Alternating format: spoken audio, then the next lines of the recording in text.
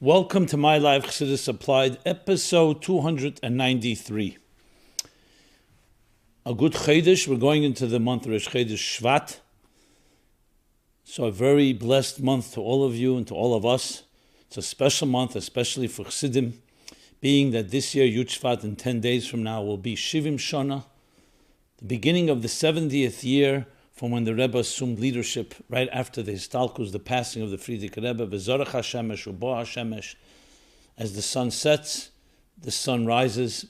In the Rebbe's own words that he described the passing from the Nesias, from the Rebbe Rashab to the Frierdiker Rebbe. So this happened in Yud Shvat, Tovshin Yud. And of course, we're honoring that and celebrating that. It's such a vital day and a vital year, 70th anniversary. And we've been doing it in the past few weeks, and we'll be doing some more today in this program. I want to begin with the dedication and honor that this program is dedicated in honor of Gail Wisner, the Chain family, and for the safe and speedy return of Chaim Peretz ben Gita Frede, dedicated by Esther Mulroy, whose birthday as well is this week. So happy birthday. We're also just announced last week the 6th annual MyLife Chassidus Applied Essay Contest, and this year we've added a new track, a creative and artistic track, which I'm also going to be speaking about. But before we get into that and to the fascinating questions of this week's program, I want to say that please look forward to a surprise announcement about how we're going to do a special event and program around Yud Shvat, which is, as I said, next Wednesday, a week from Wednesday, and some interesting things that I am sure that all of us will appreciate. And not just as a celebration, but actually a declaration of re-embracing the revolution that the Rebbe initiated on Yud Shvat, which began 70 years ago. And we'll be talking about that in specific detail and things, most importantly, that we can do. Because at the end of the day, it's all action, it's not theory. What can you and I and each one of us do? And we'll be speaking about that and many different other, as I said, surprises that we'll be announcing as the days roll by. So one of the things that, and I've already spoken some suggestions last week and 2 weeks ago about preparing for the 70th, beginning of the 70th anniversary. And remember, this is just the beginning. The entire year is the 70th year. So I look forward to many different interesting things that we'll be doing to honor that. And again, always bringing it down to action in ways that we can be part of this revolution and we can make a difference and make a mark and actually fulfill and realize the mission for which we are here in this world, which is to bring the Shechina, in the words of the Rebbe in Bosel Legani Tovshin Yud Aleph, said 69 years ago. When he assumed formally the leadership, the Rebbe said that our generation, the 7th generation, is to bring the Shechina, the divine presence, from heaven, from the lowest heaven to earth itself. The total fusion of matter and spirit, the purpose for which all existence was created from the beginning of time. So it's indeed something exciting, and we are here to not just live through it, but to be part of the unfolding drama, the unfolding narrative of history itself, and bringing it to that powerful place, the fulfillment of something that everybody has been waiting for from the beginning of time. So I thought everything is divine providence, hashgacha pratis. This program began around between Chav Dalet Tevis and Yud Shvat. That's when we began the first program 7 years ago. The essay contest essentially designated, now you'll ask me, what do I mean between? Because 1 year it was closer to Chav Dalet Tevis. This was the Yortzeit, the Histalkus and the Hilula of the Alter Rebbe, and Yud Shvat is just a few days after that, another 2 weeks afterwards. So the contest is associated with these days. So I thought of divine providence. What better way to honor and to celebrate and to bring into action the Rebbe's vision, which of course is the vision of all the Rabbeim, all the 7 Rabbeim, and the vision of all Rebbes and all leaders from the beginning of time, Moshe Rabbeinu, all the way going from the beginning of history itself, the vision of manifesting and actualizing and making practical, applying Torah in general and Chassidus in particular, which is Primius HaTorah, in the words of Mashiach to the Baal Shem Tov, Yefutzu meinesecha chutza, taking the well springs and bringing them chutza. Chutza means in space, in time, but also in spirit. The idea of bringing it into a language and into a paradigm and platforms that everybody can access it. Because when we speak about the future, the geulah, and the near future, we should say, the immediate future, how is it described by Isaiah, Yeshaya, the prophet? There will be no more lo yarei v'lo yashchisu. There will be no more evil and no more destruction, because the entire world will be filled with divine knowledge as the waters cover the sea. Divine knowledge. That means the entire earth, every human being, in the words of the Rambam Maimonides at the end of his Sefer Mishneh Torah, lo yi'eser kol ha'elam el ladasas Hashem bilvad. The business of the world will be nothing but to know God. That doesn't mean everyone will be theologians. It will mean that in everything we do, it will be clear it's a means for divine expression, for spiritual expression. So whatever you see in the world, whether it comes down to a minuscule little plant, or for the birds in the sky, or whatever it is, we will see the hand inside the glove, which today is concealed. So how do we prepare for that? By living our lives that way, by studying and aligning ourselves with such a vision. Recognizing that your body is a vehicle for your soul. So just as the entire universe will be seen, the hand inside the glove, we will see the hand within our glove, within our body, within our garment. We will see the soul shining through. And essentially, energy and matter will be fused as one. So what better way to prepare for that, among many different ways, and I'm sure there are many ways, and people all over the world are preparing, is to actually write an essay or produce a creative, artistic way of expressing Chassidic thought. Chassidus is this Mola Oretz Deus Hashem. It's understanding its godliness. It's about godliness. It's about how God created the universe, and expressing it in a way that we apply an idea of Chassidus to a contemporary life challenge or issue is, of course, the essence of the essay contest. But now that we've expanded it, we have other ways to express it. It can also express it through photography, through visual arts, through music, through poetry, through a video presentation. And if you go to ChassidusApplied.com/contest, you'll see all the guidelines and all the rules. But I want to take it even further. A practical suggestion to parents and educators in particular. But this is really not limited to them. It's to all of us. I've received much feedback now and over the years of how much people who were involved in this contest, how it affected their lives, even to the point of, and not being over dramatic, transforming people's lives. I am a different person, individuals told me. A mother, a father told me that when we were involved with our children in doing this, it literally transformed our homes. So here's my suggestion. It's a suggestion. Yes, it is a way of disseminating and publicizing the contest, but I think it's a great suggestion. And I'll soon tell you my reasons behind it after I explain the suggestion. And that is, simply, whether you're a parent of children, and obviously you have to know which age children, but children that are capable of doing this, why don't you challenge them and incentivize them, besides the $10,000 prize or the $1,000 artistic prize? Incentivize them. Say, what are you dealing with? Let's deal with a challenge. One child may say, there's bullying going on in my classroom. Others may say, I'm bored. There's all kinds of different things people and children go through, and teenagers especially.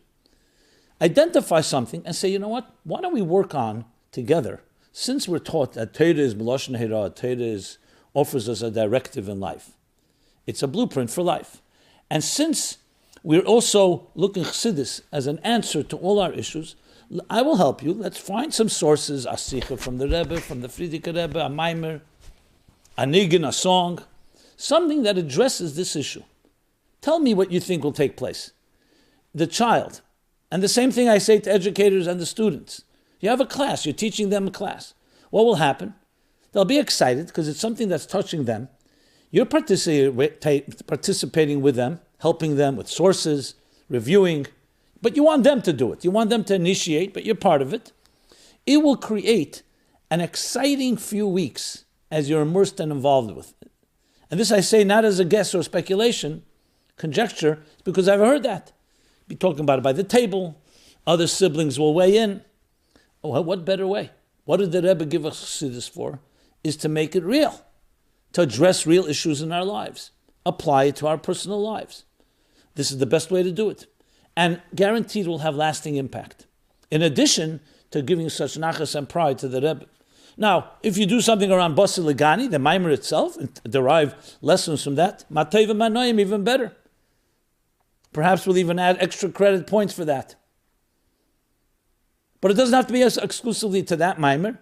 But that Meir, of course, is the Meir that the Rebbe said, Friedrich Rebbe, last Meir that was published by the Friedrich Rebbe, and the Rebbe began that Meir, Basi Legani Tovshin Yud Aleph, and then every year afterwards would explain one of the 20 chapters, and then went through a second cycle and a third cycle. So this is a practical suggestion. As I said, teachers and students as well. You're teaching a class anyway, a class in Torah and Chassidus. Make an assignment. The prize will come from us. You don't have to spend any money. It'll be a $10,000 first prize, $3,600 second prize, a $1,000 third prize, and a special student prize that only a student will win. They can also win the top prize. Or if somebody wants to do it through artistic expression, so we now have allowed that as well. I find this to be an easy, yes, it takes work, but it's enjoyable work, a labor of love, a way of honoring and actually implementing what the Rebbe told us to do. To make Elokus, godliness, real in our lives. To make Chassidus real in our lives. Or in the words of the Rebbe, Lahamshich hashchina lamata mamash. To draw down godliness in this world. Take an issue of this world and address it with a godly approach, which is what Chassidus teaches. This is the essence of the contest. Now, let me add this. I mentioned this in the past. When I first thought of the idea, which was just, hashgacha pratis, it was a year after we were doing MyLife, the program, the weekly program. And my office said, so how do we honor the first anniversary? It was much more successful than we expected. More questions came in. The listenership was growing and continues to grow. It was quite very touching to see, and it was very powerful. So something came to me. I said, the essay contest idea. I don't even remember what sparked it, but you know how ideas, they fly from anywhere. Okay, we passed it around, and not everybody was so excited. What did I do? I decided, you know what, let me write up the purpose of the contest, what its objectives are, and its benefits. And I sent it to one of our powerful sponsors, one of our contributors, donors. And I spelled out how much we would need. We would need for the prizes, for some administration, other work. There was no income from it. And not to my surprise, but very quickly, excellent idea, I'm committing to it. And that is the Meromim Foundation and my dear friend, Rabbi Yitzchak Mirashvili from Herzliya in Israel, and continue to commit it. It's only grown, so we need even more money than we're getting. So if anybody's interested in contributing to this, it's a great cause. All you got to do is contact me directly if you wish, or you can go online to ChassidusApplied.com and donate. But that's an aside. Let me get back to the topic. Okay, so we launched the contest. Within a week or two, I get an email from a friend.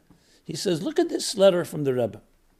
Volume 10, in Igus Chodesh, page 238, 239. It's a letter dated Yud Ches Tevis, the 18th of Tevis, Tafshin Tezvov. That was the equivalent of 1955. A letter many years ago. Something immediately struck me, and I said to myself, where do I know that date from? I write an email to my office and I say, can you tell me, send me the email that I first sent to everybody? What day was it? Would you believe? It was Yud Ches Tevis Tovshin Ayin Hei. 50 years to the day when the Rebbe wrote that letter, where he says these words, that we know that to really get students involved, it's a letter to a woman educator. We know that to get students really involved is that they should make presentations. Not just be taught, but they should initiate a presentation.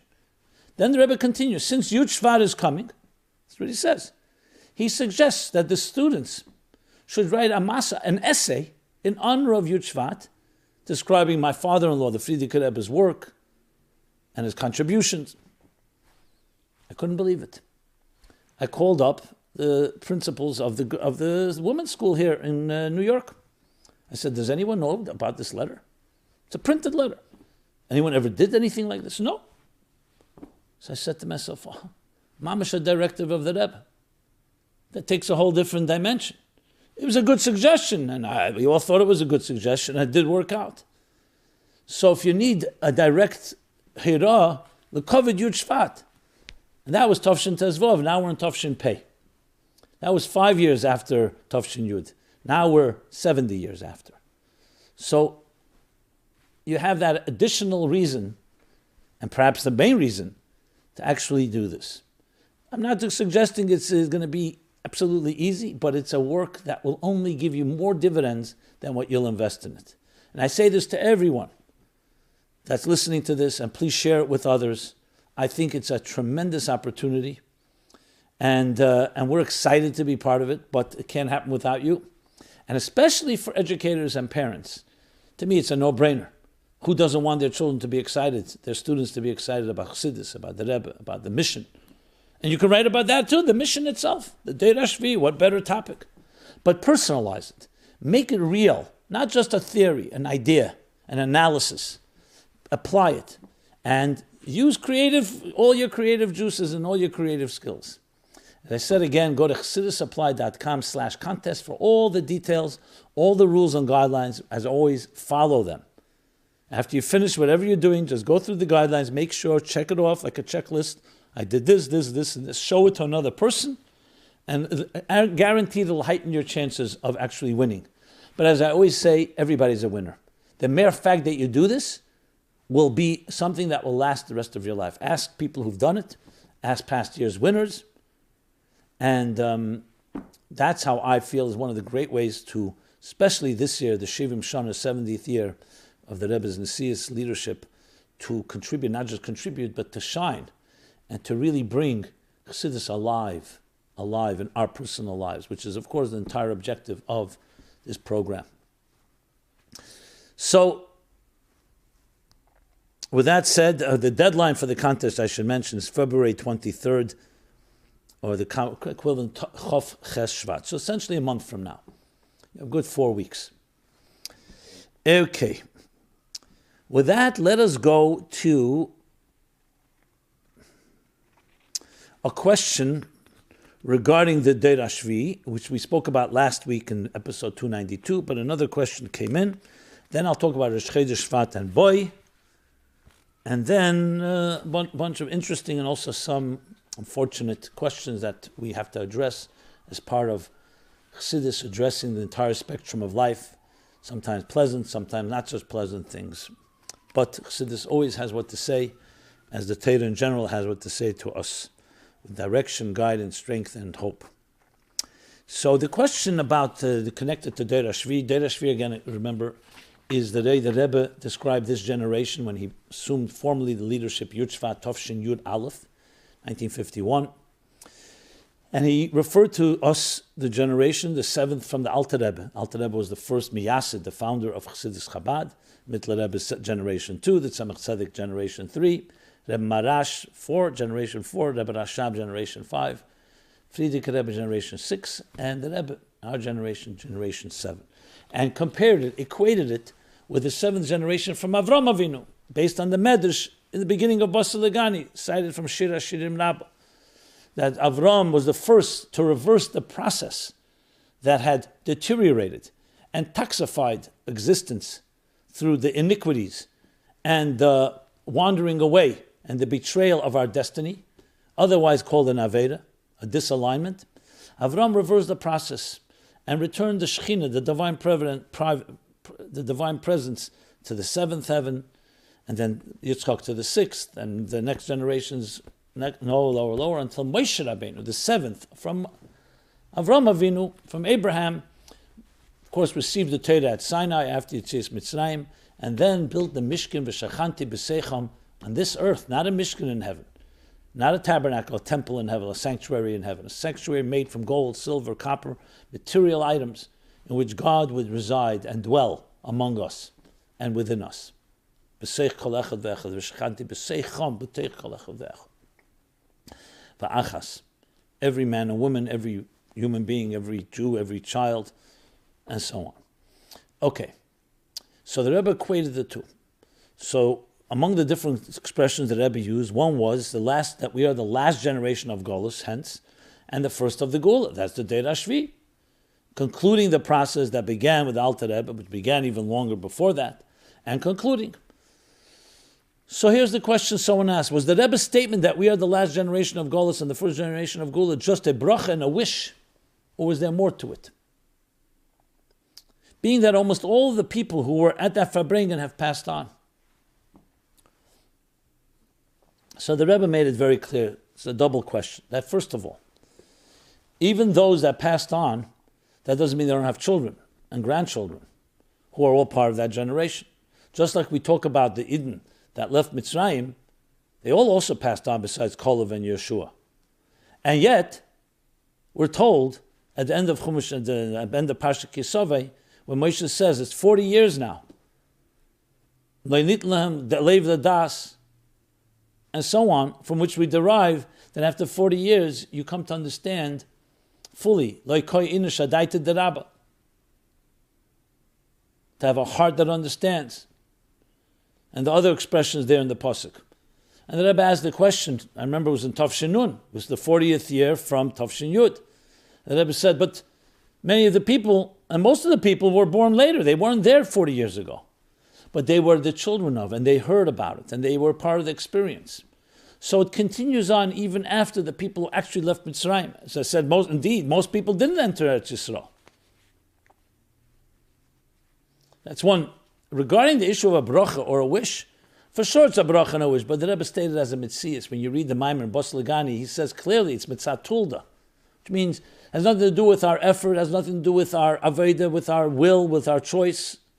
As he explains, it's simply because we're born in the Deir HaShvi, whether we like it or not. This is we're birth. We are the Deir HaShvi. The Frierdiker Rebbe was the 6th generation. By default, that makes us the 7th generation. And the 7th generation is the generation that brings the geulah. But the Rebbe was much more than a bracha and a wish. It was a reality. Why it didn't happen yet? I do not have the answer for that. But the Rebbe did say clearly, put in Tov Shem Mem Zayin, and then again Chav Ches Nisan Tov Shin Nun Aleph, that it's up to us. There's something we must do. It's very clear. So as long as the geulah is not here in its fullest sense of the word, it behooves us to do something. Of course, we beg Rachmanis from God that He should have compassion and just lead us out of galus. Enough suffering, enough the pain, enough what we went through over the last few thousand years, and especially in the last century. But that's one part of it. The second part is we still have to do what we have to do. And rise up as adults, rise to the occasion, and do what we have to do for this Deir HaShvi, and fulfill and finish the process that Rebbe charged us with. Also, episodes 126 and 216, where I spoke about this a little more at length. And this is a good opportunity. ChassidusApplied.com is our website where you can find a full array of resources, including all the previous episodes archived, a forum where you could submit an anonymous question, completely anonymous. I encourage you to do so. There is a backlog, I have to be honest, but I am really committed to addressing them all, and we'll just keep plugging away, trying to combine some topics, especially if there's something timely, address it in a timely fashion. And of course, you'll also find there the essays. If you want an example of winning essays, or generally great essays, just look at that website. In the essay section, you'll see essays from the last 5 years of the contest. And every week, at the end of this program, we go over 3 more essays in order as they were marked. So we're still reviewing the essays 2019 while the new essay contest has just been launched, as mentioned before. Okay, make a hefsek cotton between parsha to parsha, as they say. A little break, not a break in time, just stating that. And let's go now into some important questions. Well, they're all important, but some are more relevant and timely than others. And some questions, I have to always somewhat package them a little because I don't like to read something that can be offensive. But I try to address everything. So we're going to now begin with this question. And it's not in any particular order. Is it okay for a tzaddik to say an untruth? Yeah. As way this person wrote, is it okay for a tzaddik to lie? If someone lies, which is an avera, a sin, midvar sheker tirchak, stay away from a lie, does that disqualify them from being a tzaddik? It would seem so, because it's a direct Aveda. And in relevance to the current Parshas, and to Chav Ches Tevis, which was yesterday, the birthday, the 140th birthday of the Rebbe Chana, the Rebbe's mother, which is actually the same year when the Frierdiker Rebbe was born, Tov Reish Mem, which is 1880. The Frierdiker Rebbe was born, as was Rebbe Chana Chav Ches Tevis, the Frierdiker Rebbe by Yud Beis Tammuz. So in relevance to the current Parsha Chav Ches Tevis, here are 2 points the writer writes about this issue. Why did Moshe Rabbeinu lie to Pharoah and say, let our people go worship our God, with the implication that it was just going to be a short trip of 3 days, and they would come back and continue working as slaves, while the truth is they had they had all the intentions to leave and not come back. Also, regarding Chav Ches Tevis, it said when the Rebbe's brother passed away, Label, Sol Aryaleib, the Rebbe didn't want the bad news to adversely affect his mother. So he forged letters in his brother's name, so his mother would think he was still alive. Is this allowed according to halacha? Okay, good questions. So let's begin. Yes, sheker is not acceptable. The Frierdiker Rebbe once told his daughter, the Rebbe Tzimchai Mushke, that an emes daf nishtal mozon, you don't always have to say the truth, but a lie you must never say. That means you don't have to always, you could withhold the truth, but not ever say a lie. So, of course, a lie, according to the Torah, is unacceptable. And yet we find a concept in Chazal that says, muter, not just l'shanes, which means you're allowed to change something, mipnei hashalom, to preserve peace. And then there's an expression, muter l'shaker mipnei hashalom. You're allowed to lie in order to preserve peace. We know the story with Aaron Havinu, Aaron HaKohen, Gadol, Aaron, that one of the reasons that all the Jewish people, it says, the men and women mourned after him, Vayufko Kol Yisrael, not just Kol Bnei Yisrael, not just the children, the boys, the males, was because that's what Aaron did. He was a man among the people, and he would make shalom. Like the Mishnah says, Have a mitamid of Shal Aaron, be from the students of Aaron, Eyev Shalom, Vareid of Shalom, love peace, pursue peace. What would he do, says the Medrash? He would go, when we saw two people who were in somewhat of a quarrel, he would go to each one of them separately and say, you know the person, you're this, you know what they said about you. And the other person would assume all the worst. He said, no, they said beautiful things about you. Then he would go to the other one and say the same thing. And it wasn't always exactly that way, but that created goodwill among them, and he created peace. So you'll ask the question, how is that shtimuk? Because for a good cause you could lie.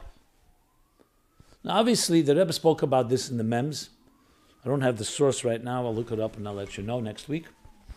And the Rebbe spoke about it. It means you have to know who's saying it and with what condition. If they're doing it for their own intent and agenda, but people who have bittul understand.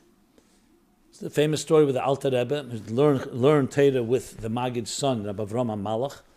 The Alter Rebbe would learn with him Nigle. He would learn with the Alter Rebbe Primis HaTorah, Chassidus. And they would get so caught up in the Chassidus part. Rabbi Avram HaMalach, that's why it was called Malach. He would literally, like his whole spirit, he would be beyond time and space. And the Alter Rebbe at that moment, when he didn't notice, would turn the clock back so he could have more time learning with him Chassidus. So it's seemingly deceptive. And the Rebbe brings that when it says about the loy signev, which is a form of stealing, which is a form of knevas das, stealing someone's consciousness. Like you're doing something that you're stealing. Their intention is that they continue learning only for a certain period, and here you're fooling them.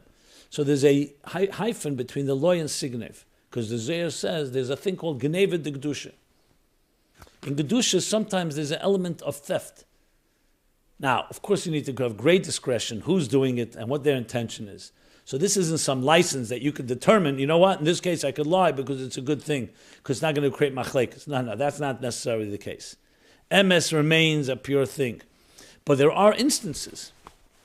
Say, Mayim gnuvim yim toku, the Alter Rebbe later said. Stolen waters are the sweetest. That was the sweetest moments when the extra time I had to learn Chassidus. But this is only by people who are absolutely MS people through and through. For them, this is an effort to do something like that. So my answer is no, a tzaddik is not shayach to lie. Tzaddik is kuli MS. He has no agenda. He has no personal gain. Are there times where there's a concept that they may say something different? Is because only not because of their gain. Is because that would be what the divine God would want. And that needs to also be looked at very seriously, and you can't just take that as used as a license across the board. Regarding Moshe Rabbeinu with Pari, there the simple answer is, Pari was Hitler. You do whatever it takes. Pikuach nefesh is decha kol kula, even a lie. This wasn't like, oh, we had a deal, we worked for you and so on. It was slave labor and the worst possible way with genocide and murder and so on. And yet there's still Mefarshim that wonder, how could Moshe have said something even for a moment? So there's explanations for that. One of the explanations is that Moshe did intend to go back, but not to go back as slaves, but to go back and conquer and free and take out everything they wanted from Mitzrayim and not just rush out. There are different explanations, but the point is that never chas v'shalom is it called a lie. It's called a necessary truth. Sometimes it has to be packaged like that. As far as the Rebbe with the letters to his mother, wasn't, by the way, four long letters. It was a few lines. And I wouldn't call it forgery. That's a very strong word. It was called kibbud aim. His mother had gone through what she had gone through, lost her husband, lost a son earlier, Berel Shomber, Doivber, rather. And after what his mother went through, he wanted to just make life a little easier for her, didn't have to necessarily put her in her face. People say she knew anyway, but it was not official. Coming from the Rebbe, a person who never said something untrue, you can imagine, if he did it, you can rest assured that it's in the spirit of emes. And emes has different ways. The Medrash says that when God wanted to create the world, he asked emes what to do. And emes said, do not create the world, it's molish karim, it's filled with lies. Alma de shikra. God then went to Chesed and asked Chesed, what do you say? Chesed said, yes, create the world, because then kindness, there'll be kindness in the world. What did Heber do? He took emes, threw it down to the earth, did not follow, and he said, that's what we say, emes me'eretz titzmach. And the explanation is that emes is still in this existence.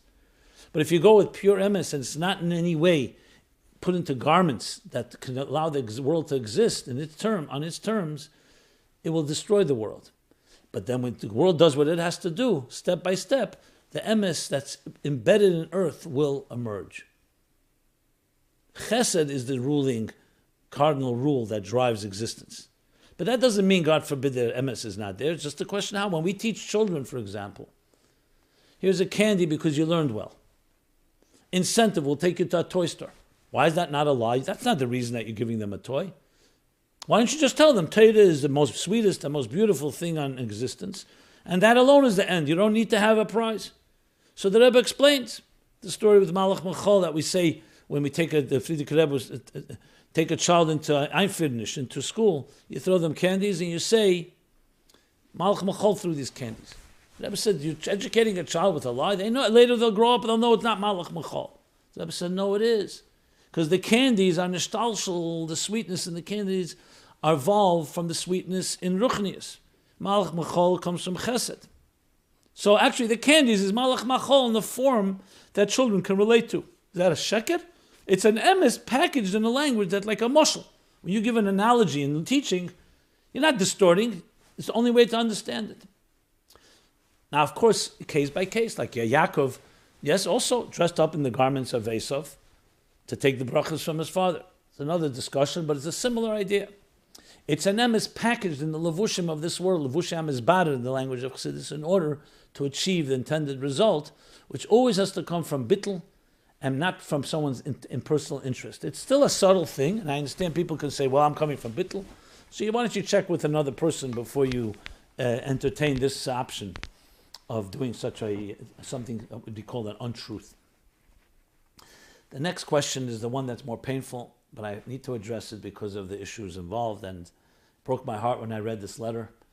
If you're in a particularly fragile, sensitive place, maybe viewer discretion advised, but nevertheless, this is an important topic.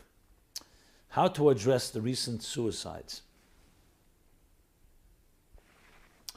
Hi, I'm sure you heard of the double suicide by 2 girls in Jerusalem this past week. What do you have to say regarding this matter? To me, this points to a deep problem in our society, our system, but that word is way overused. Young people, myself included, feel no connection and meaning. Our teachers and educators live with their memories, and the memories effects and their memories effects, which cannot be transferred to others. They live by words that are black and white, while the words were spoken by a living, loving person, which by definition isn't black and white. Judaism by us became either plain bland, empty rules that interest only those void of any interest, or some undefined Chassidishkeit, possessing no structure or inherent meaning. For some it works, those that like following rules, those that found some excitement or status, etc., etc. But for most youngsters, used for the effect, no one knows the true numbers. So I'm not suggesting that I know what the numbers are. All it takes is a little trigger and this dream world comes crashing down. Be it sexual abuse, not little. It's not a little thing. Emotional abuse, emotional detachment, social difficulties, financial challenges, easily blamed on our system, marital problems, sexual issues, and the list goes on. So Rabbi Jacobson, how many more suicides will it take to shake us up and make a change? My guess, no change to our system will ever happen. But if I may make a suggestion, the roots of the problem won't change, but let's at least be more proactive about taking care of the symptoms and diseases. There needs to be a mental health organization geared specifically for Lubavitchers. Baruch Hashem, there's more wealthy Lubavitchers than ever, and this can easily be subsidized by our own. They will be ecstatic to support this. In that organization, there can be a subdivision geared towards Shluchim's kids, especially those that left home at an early age. This is a must. Thank you for starting this podcast and creating a platform to educate and help us. If I may request, can you please indicate in the description of the episode that you'll be addressing this topic so I can find your response? Thank you. Now, I've had other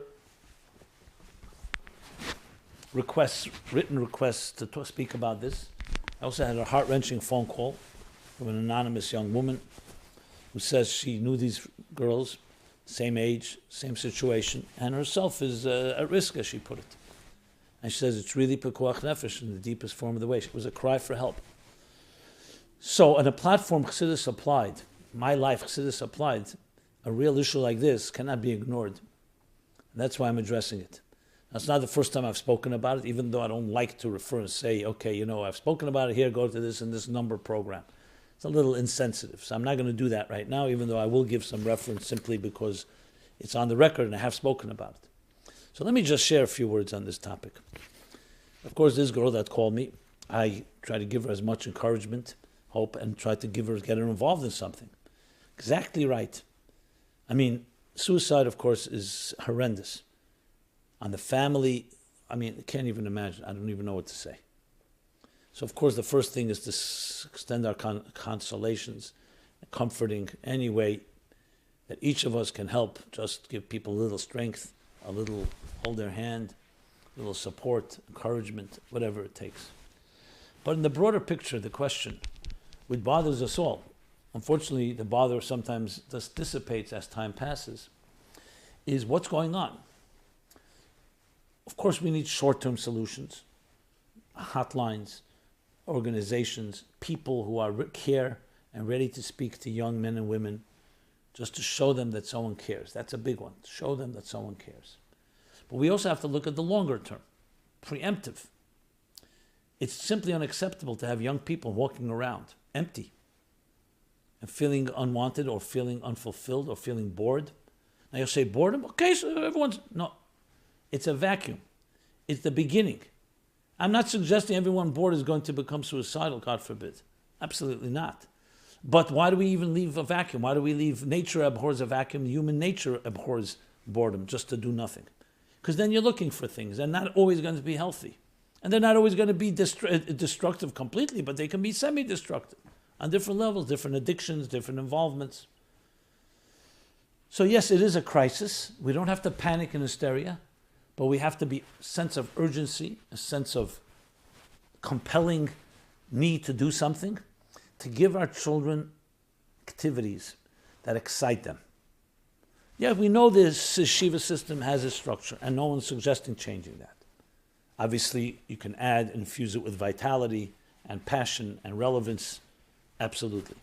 But not every student is always capable of sitting all day and studying at a bench or a seat. Some may need creative outlets. Some may need extracurricular activities. Some may need different ways of doing things. So parents and educators need to put their heads together to create even more than we've created. And I'm not suggesting, I'm not coming in as some savior that's saying, here's ideas you've never thought of. My point, really, goal is just to bring it to everybody's attention as much as possible and use this platform and the following, thank God, that reaches quite wide, to talk about it. The real goal is we should all put our heads together. I'm just throwing out some ideas, not just talk and lift up my hands and say, oy vey, what are we going to do? We must do this. This has to become a collective and an individual effort. We don't have to wait till it hits close to home, God forbid. We're all one family.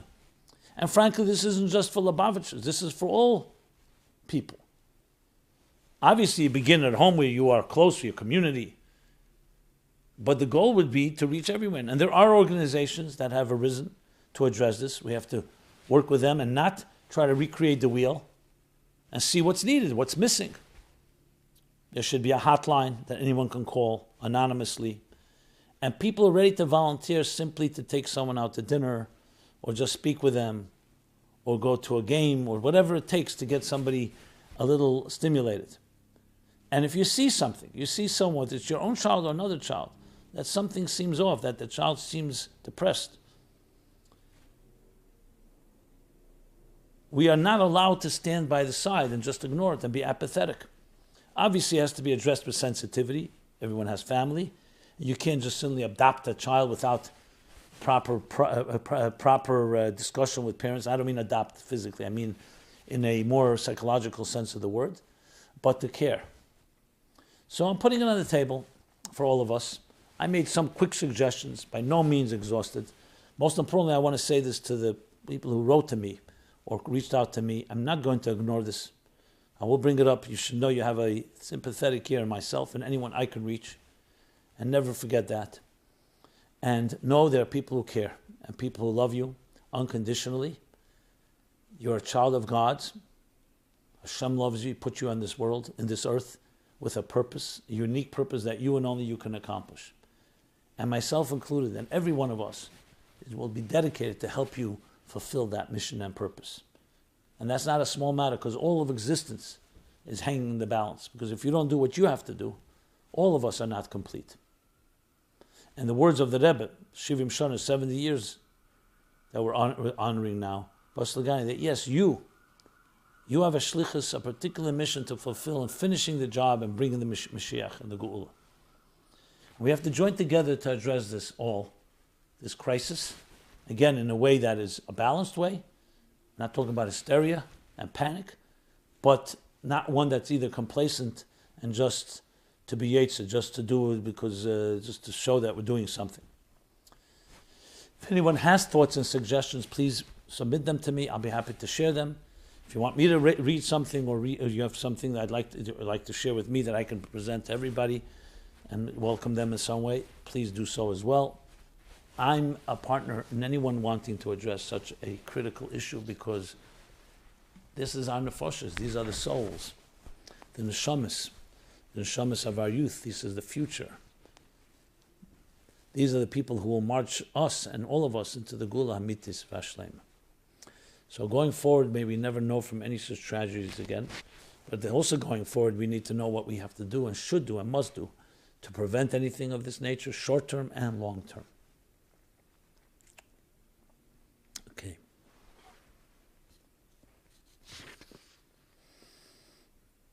I did speak about this topic, as I said, I would refer to simply not because I'm trying to be technical, but because there's more information there. Episodes 213 through 215. There was a lot about our teenagers drowning. And episode 244 as well. And I hope never have to speak about it, not because I don't want, not because I'm pushing it away, but because it never needs to speak about it because we'll have solved our issues. Okay. With that, let us go to the next topic. So in the last few weeks, we've been speaking a lot about secular wisdom, secular sciences, and Torah, and the balance. It all began with the Rambam, Meir, Nevuchim. So, if you're interested in this topic and you're listening for the first time, just go back to episodes. This is 293. I began in 291 with the birthday of the yahrzeit of the Rambam, Chav Tevis, speaking about this topic.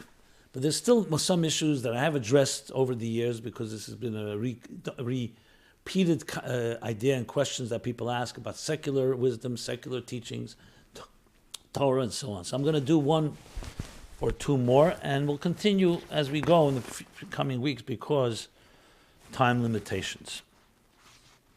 Okay, so a little follow-up first of all. Follow-up to the previous episodes. Secular studies and how to gain parnasa without learning secular studies and also without going on shlichus. So this person's writing about that, saying, thank you so much for your amazing presentations every week. Question number one that I have. In this last week's episode 292, while discussing the idea of secular studies, you mentioned that the main idea the Rebbe wanted to bring out was, with his speaking about secular studies, was to negate the idea of tachlis, i.e. that you need a career to succeed. I was always under the impression that it wasn't just a philosophical idea, but rather that in practice there should be only limudei kodesh, only Hebrew studies, Jewish studies. In Chabad schools, not even English and math. Am I wrong? No, you're not wrong. I focused on that primary thing because that was a big driving element that the Rebbe spoke about. Because remember, in the Torah and Chazal, you find scholars, Tanoim and Amoraim, who were masters in mathematics, in physics, in cosmology, in astronomy, laws of Hilchos Kiddush, HaChedesh, and Eruvin, and so on. And there were those that actually involved and have dialogues with different scientists and thinkers. So there's nothing per se about Chochmah b'goyim tamim. There is a wisdom with which God created the world. We spoke about that's not the purpose of existence. That you find in the Torah. But there's a wisdom, there's a science, there's the anatomy of, whether it's anatomy or biology or chemistry or dermatology or ecology. It can go on from A to Z to zoology. So there's a science to it. The question is when it's balanced and you understand that it's part of the picture of how God created the world. And it's complemented by knowing why he created it, it's one thing. But when there's an imbalance and the suddenly focus, we're only going to focus on the tool chest, on the science, and forget about the God. That was a major thing that the Rebbe wanted to address. In addition, because we do live in a society where science is worshipped, and sometimes worshipped almost like a religion, if not more, that the Rebbe was talking about that, and of course bringing from Tanya, Metames, Chabad, Shebenefesh, especially philosophies and so on. So of course there's more to it, and I discussed it in many earlier episodes which I referred to. I'm not going to go refer to them again.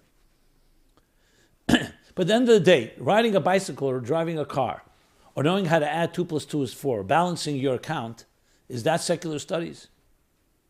Penmanship, how to write a letter, how to sign a letter. We all do it one way or another. But we don't worship it. It's not an end in itself. It's a tool. It's like learning how to use a screwdriver or a hammer. Not to dismiss the chokhmah of it, the wisdom of it, but not to worship it. How much to study? Yes, in a holy environment, the Rebbe wanted as much surrounding children, especially in impressionable years, with as much gedusha as possible. But it's inevitable. Even Gemara you can't understand without certain mathematical principles. The Rebbe was careful that it shouldn't become an end in itself. I've always maintained that I never felt that the Rebbe was saying that children should not be taught maybe outside of school or with their parents or home taught certain basic skills. We're not talking about the philosophies of a secular world or thoughts of atheists or agnostics, heresy. We're talking about skills and trades and so on. Question number 2. What is the parnasa solution for one who wants to abide by the principle of not learning secular studies and doesn't feel like he can be a shliach or mechanech, an educator, as you mentioned in this past week's episode? Thank you again, and I hope to learn from you concerning these issues. So this, again, we've spoken about a number of times. I'll just be brief because it's a topic, obviously, that's still relevant and affects everybody.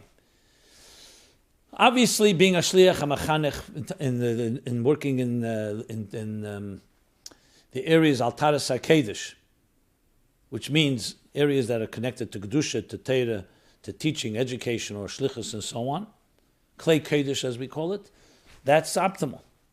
But that doesn't mean we have many, many Yiras Shamayim, and whatever their shlichus is, and sometimes even the Rebbe pushed them in that direction. Everything has to always be done toward the divine, even if you're working in something that is not directly Klei Kodesh. A Baal Esek in business, in finance, a merchant, a dealer, a trader, a retailer, a wholesaler. I mean, it goes on and on. People in computers, people in different areas of the business world.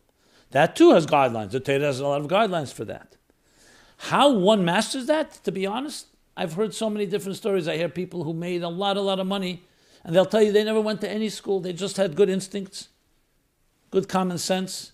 They're good with people. And mazel. Others, yes, some people went to learn computer training, others different trades. So I don't know if there's a black and white answer to this question, because you've seen both. You've seen people majorly successful without any of any secular studies at all. You have others with secular studies that are not that successful. Does it up your chances? Look, there are many people who did not go to secular education. Now that they're in business, they may go to a workshop, they may go hear a talk, they may go to a seminar, they may go to continued education. Then you're talking about people who already have families, who have a center in their lives. It's a whole different story, and the Rebbe made that very clear. And it's directly connected to Parnosa. The Alter Rebbe says, if it's the Parnosa, it's a whole different story. It's a particular goal. But to say I'm going to study, and maybe it's going to help Parnosa, that's another story. Again, it's case by case, and it's hard to make one black and white rule. And those that do often make mistakes, and they're not necessarily doing justice to the Rebbe's nuances and all the other areas that are not always so black and white. Okay. Another follow-up was we spoke about science and Torah. The question was, why is science not Torah? It's also from God. We're talking about the wisdom of God, the divine wisdom in creation, not human wisdom. So follow-up. You mentioned that science isn't Torah because it isn't direct instruction. To elaborate, which means Torah is when you want to know what God wants you to do. He wants you to wake up in the morning and daven. Or let's take mitzvah sesed daraisa or the rabban, whatever it may be. The Taryag mitzvahs, it tells you what he wants you to do. The spirit of halacha. Even if Moed Ani is not a mitzvah sesed daraisa, but it's the spirit. Kashrus. Obviously things like Avos Yisrael, the Ten Commandments. I mean, I'm not going to just randomly choose anything. That's direction. That's what I want you to do. This is how you will be the healthiest possible person. And this is what you should avoid doing, because by doing it, you become destructive to yourself and to others. That's Torah. Science doesn't make such statements. Science will tell you facts. Will tell you data. Here is what makes something tick. This is what makes the clock tick. This is what makes the planets move. These are the subatomic particles that shape atoms, that in turn shape molecules, that in turn shape elements. If you manipulate certain energies, you can create technologies. It doesn't tell you this is what you should do morally or ethically. So one is direct link, a direct track of reflection of what God wants you to be. The other are tools, as I said before, means that help you build a nice home, and then you use the home, l'shem shemayim, kol masecha, l'shem shemayim, b'chol d'rechecha deyu.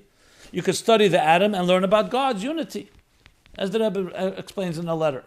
As well as other things, everything actually. Everything is a lesson in life, but it's a lesson too. The thing itself is a means. You have a table. The table is a means to eat it at a kosher meal, learn Torah on it.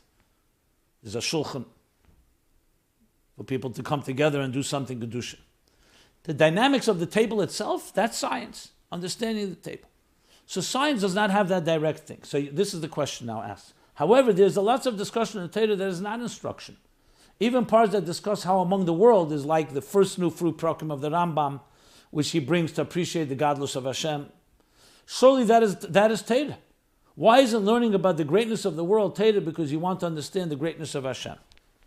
So let me break the question into two parts. It's asking the question that not everything in Torah is a mitzvah. Breishis bara l'kim shemaim is not a mitzvah. As a matter of fact, Rashi addresses that it should have started with Chodesh hazeh lechem, which is the first mitzvah. Chapter after chapter, the narrative, the stories in Bereshis and in Noach and in Lech Lecha and Vayera. Here and there you have a mitzvah. You have the mitzvah, Gid HaNosha is one of the mitzvahs that brought in Sefer Bereshis. Bris Milah. But most is not. And even later in Shmos, a lot of it is narrative. And then there's halachas. However, because it's Torah, everything's Meloshen Hera. Not just like the Baal Shem Tov says, everything we see and hear is a lesson. This table teaches us something.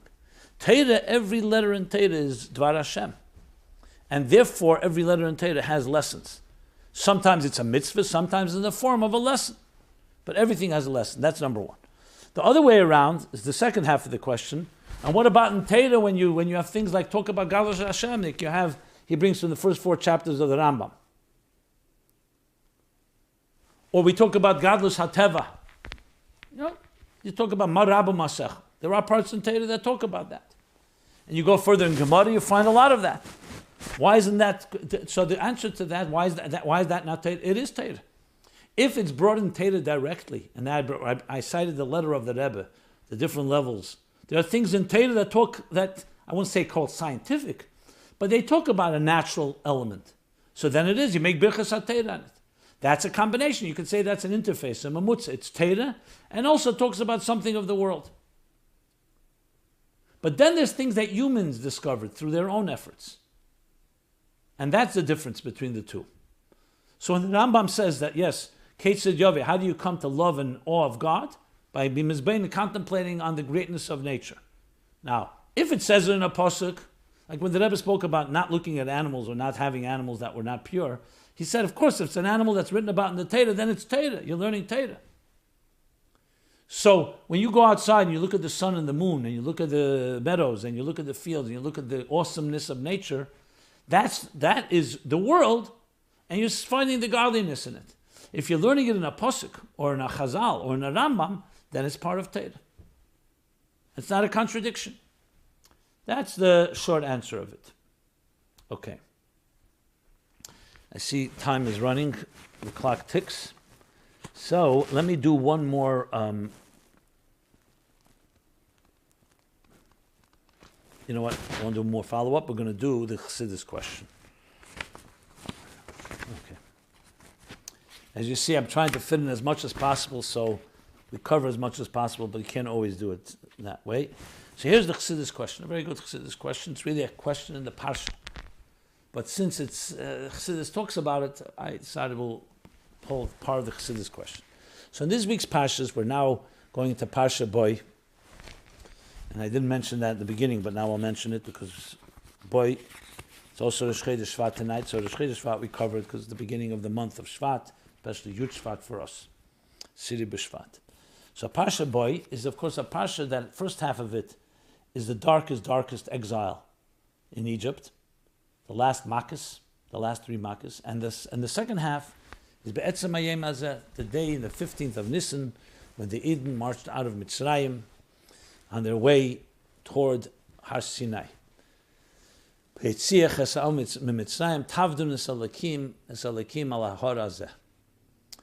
it's an interesting parsha that it could have ended it at the end of galus to start geulah, and no, it comes together, as the Rebbe explains, because galus and geulah are 2 sides of one coin. The galus's purpose is geulah. That's why the Ramban, Nachmanides, calls this entire sefer, even though the first 2.5 chapters is about a deep exile, a dark abyss. He calls the whole sefer Sefer geulah. The Eila Shmeis B'nai Yisrael. These are the names in which they entered into galus, and these are the names in which they came out of galus into geulah. Okay, that's a general thing. So in this narrative, what do we find? We find, of course, the confrontation of Moshe with Pari. And Makkah after Makkah, 10 plagues, where Pari refuses to let the Jews go. So 1 plague, and then a harsher plague, and a harsher plague, and it goes on and on. We find an interesting expression, and this is the question. Hardening of Pari's heart. Vayichbad leiv Pari, the Heber says, God hardened Pari's heart. We keep reading in the Pasha that Pari wanted to let the Jews go, but God hardened his heart, and therefore he refused. Is that fair? Why would Pari be punished if he really wanted to let go, but God took away his free choice? Excellent question. So the Medrash actually asked the question. Medrash Rabbah, Shmeis Rabbah, Yud Gimel Gimel, 13.3, asked the question. And as it says, it gives food to those skeptics who say, What kind of judgment is that? What kind of free will? If people have free will, God is taking away free will. So there's a number of answers given to this. The Ramban on Zayin Gimel, last week's chapter, Zayin Gimel 7:3, says this is a known question. The Ramban cites these Midrashim and basically cites two different answers. They have overlap, but they're two answers. He calls them both true answers.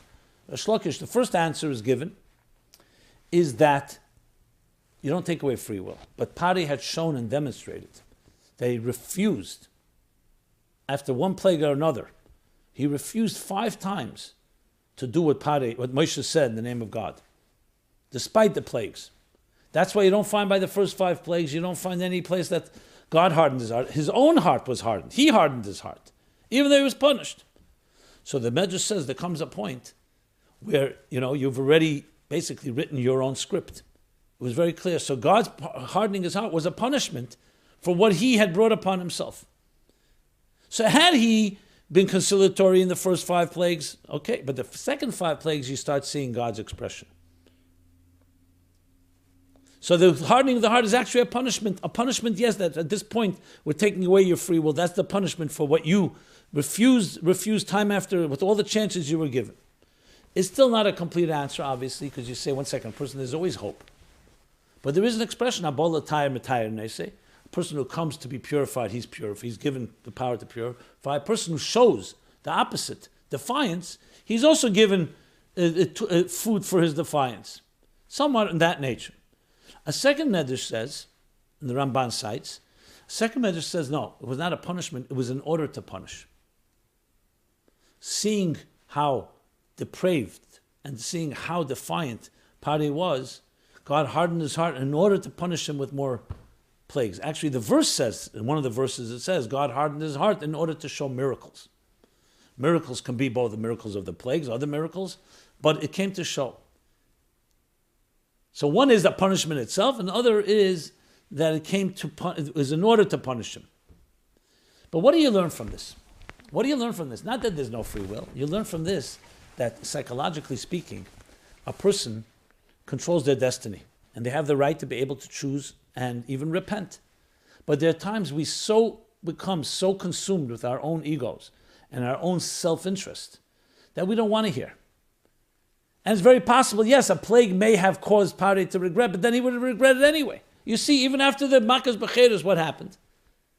And he finally said, chasing the Jews out of Mitzrayim, he still pursued them. God knew exactly what was in his heart. His heart had not repented. With God hardening his heart was revealing what he really is. He's a person who will not learn. Also, when you go into Chassidus, you see it's not so simple, God hardening his heart. It's cause and effect. There's no punishment. Punishment is cause and effect. When you become so corrupt and so evil and so genocidal and inhumane, yes, you become contaminated. Can you do? Everyone can do. But there comes a point where you've contaminated so much, you've killed enough people, that yes, if Hitler was caught, no one would say maybe he still has regrets. He did too much damage. And that means hardening is like a cause and effect, an effect of your own behavior. So whether it's the first interpretation that itself, that's the punishment, the hardening, or it's the lead to punishment, which have overlap, that's the deeper understanding of it. And it fits perfectly. That's what human beings can do. We could destroy our spirits. This doesn't mean the soul always lives on, but not in this form or shape. Now, there are other explanations as well. Some discuss it as hardening is from the word heavy heart, not necessarily hardening. There's the Pirushim of the Rabbi Yosef Alba and Ikrim. There's Rabbi Yitzchak Arama and the Kedes Yitzchak. There are other explanations as well. Some describe it more the personality. God was revealing his personality. But regardless, the answer is that it's not a contradiction to free will and so on, as I just explained.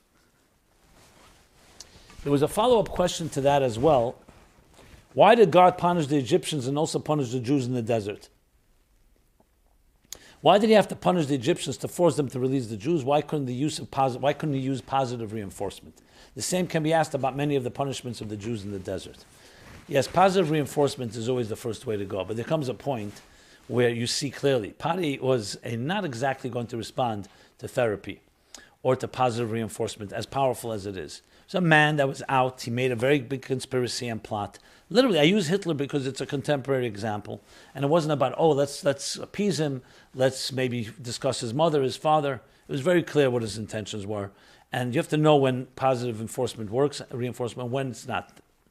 And appeasing, as Churchill said, appeasing an enemy like that is feeding the crocodiles the hope that you'll be eaten last, as we've seen, unfortunately. So again, punishment is about cause and effect, in every case by case. Okay. With that, let us go to the essays. So we have 3 essays. This is still from last year's contest. And I always find it intriguing and stimulating to read these essays. The first one in Hebrew. Tשובה. That's how it is not an answer. When people say, what is that? That's how it is. Meir Heber, age 20, Kfar Chabad, Israel, student in Yeshiva geulah, Timchet Mimim, Kiryat Gat. Says the nature of a person he begins is that everything he's requested to do, he's always looking for an explanation or excuse. Why he's not doing this, he blames on this one and blames on that one. And then there ends up being a life that is essentially filled with excuses. And he goes on to say, in this essay, he's going to address that tendency, that human tendency, based on Chassidus, based on our potential, our capacity, and how we do ourselves an injustice when we are constantly looking for excuses, and talking about the geulah and bli gevul balance of a human being's potential and fulfilling what God wants of him. A very, very strong essay. I found that to be very powerful and really inspiring and stimulating another side to us that doesn't succumb to excuses and procrastination and all that humans can unfortunately succumb to. The second essay is Teenage Rebellion, Chaya Youngworth, age 16, Johannesburg, South Africa, student at Torah Academy Girls High School. Many young people struggle internally, she writes. They look at themselves and wonder, who am I? I've changed over the years, both in appearance and personality, but what stays the same? What is my essence? By looking internally, this can also enhance the question. Sometimes it can feel like one is two-faced and sometimes contradictory. Am I good or bad? Do I believe in God or not? These questions tug at human consciousness. Goes on to say, especially by teenagers, this questioning has a very strong impact. We will address this issue by looking to the spiritual makeup of a person according to Chassidus. Through this, we'll be able to understand why a person could have a hard time figuring out who they are. We will also able to understand why a person could have a hard time figuring out, We'll also discover the source of teenage rebellion and how one can not only overcome it, but also use it for good. It goes on to discuss this, the animal soul, the divine soul, how they battle with each other, and how we can apply it, especially to teenage challenges. Well done, especially a topic which, of course, addresses something I spoke about earlier, the challenges of teenagers today. And finally, the next essay is Perpetuating Inspiration, Shmuli Hecht, age 18, Sunnyvale, California, student at Yeshivas Lubavitch, Toronto. The previous Lubavitch Rebbe once shared with his Chassidim, one must serve God with his own efforts. A person can reach greater heights in his service when he is led by the hand from above. But it is more precious, though, when one puts in the labor to walk on his own. Goes on to discuss inspiration, motivation, and how one has to find ways to initiate and inspire themselves from the bottom up. Very, very apropos to the theme of Basel Legani, the Rebbe's theme about our effort, self-initiative, the arousal from below, and describes it in very beautiful terms with a good parable. Another excellent essay. Always impressed, very impressed. And with that, we conclude the essays. And with that, we conclude this episode 293 of MyLife, Chassidus Applied. As I said, look forward. Your Shevat is coming. And we have to do whatever 70 years doesn't happen every day. So we have to look for this type of special time, auspicious time, as a springboard for great things. So we'll be announcing some programs to come, and especially next week. So everyone have a very good Chodesh, a blessed Chodesh, a Chodesh of iskashus, of connection, reconnecting to the divine mission, to the mission that the Rebbe charged us with, the mission that the Rebbe was charged with in this seventh generation, leading us to how to infuse existence with the divine in every possible way, and not in any type of abstract way, but in practical terms, and bring the Shekhinah to earth, to the geulah amitis v'hashlema. We're here every Sunday, 8 to 9 p.m. As I said, everyone have a blessed Chodesh, and we'll see each other next week and the week of your Shevat. Be well. This program is brought to you by MyLife, Chassidus Applied. Please help us continue our programs. Make even a small contribution at chassidusapply.com/donate.